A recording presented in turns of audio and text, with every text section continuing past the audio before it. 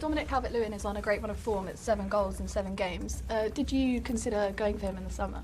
No, we have our targets and we try to execute our targets.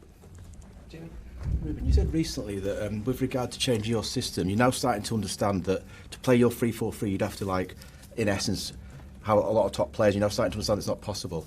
May I ask why you didn't realise that when you first came into the club? Or, I mean, can you clarify what you meant exactly, please? I don't want to talk about that. I just focus on the Leeds game.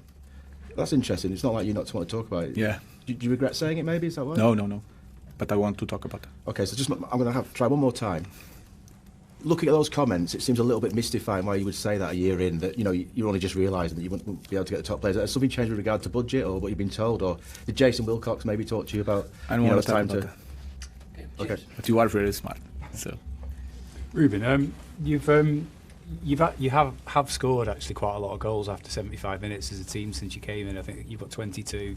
You're right at the top of towards the top of the league for that. But there's often a sense sometimes in the games, particularly at home, the frustration at some of the subs, and maybe the fans perhaps feeling should be taking a little bit more risk at certain moments, which historically is what this club has sort of been built on, that gambling, that risk taking, and not always in the Fergie and Busby years, even under the likes of Atkinson and Tommy Docherty in the 70s. What's your view on that? Do you sometimes look at games and think you maybe should have taken more risk, or are you a different type of manager than that? What's your view on it? No, the first thing you spoke. The first thing is that we are creating and scoring more than most of the teams. That is a point. Then I understand the team better than anyone.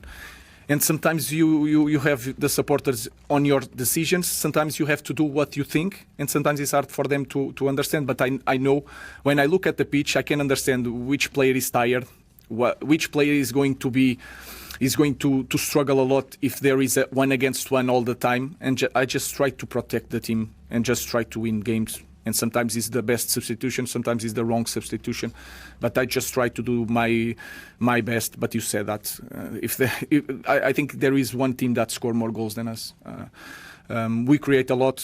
We had more shots than anyone. So if we have something here completely different from last year, is the way we attack. I think we need to improve the way we defend. And just on that, I suppose the depth. Obviously, you've got only one game a week this year. You're running probably with a smaller squad than you would do if you were in Europe. Is one of the factors maybe people need to recognise is that you've not always had loads of options on your bench?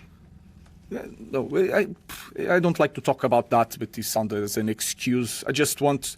It was bad luck to lose Ahmad, Brian, especially, and Bruno at the same time. They had more creation in the opportunities than the rest of the team. If you lose the 3 of them at the same time, any team in the world will struggle. And now Mount. But I'm not talking... in everyone. I'm just focused on the 3 guys that we have all the data, you have all the data, and you can sense that 3 guys create most of the chances for us. And if you lose not one, but all 3 at the same time, of course we are going to struggle. Then you have to put set pieces in that. Who is kicking the set pieces? Ahmad, Brian and Bruno. So everything is combined, and we just need to acknowledge, and then it's getting closer to have all these 3 players. So the important is to understand why we struggle in the last 2-3 games in creation, in quality in the game. So I think it's clear. Let's go with Critch, and last question for Rob.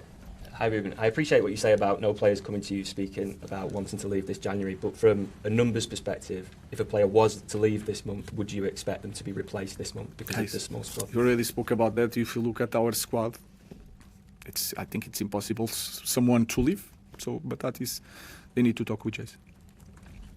You've just mentioned there about the step up you've made in terms of attacking the number of goals you've scored this year compared to last year.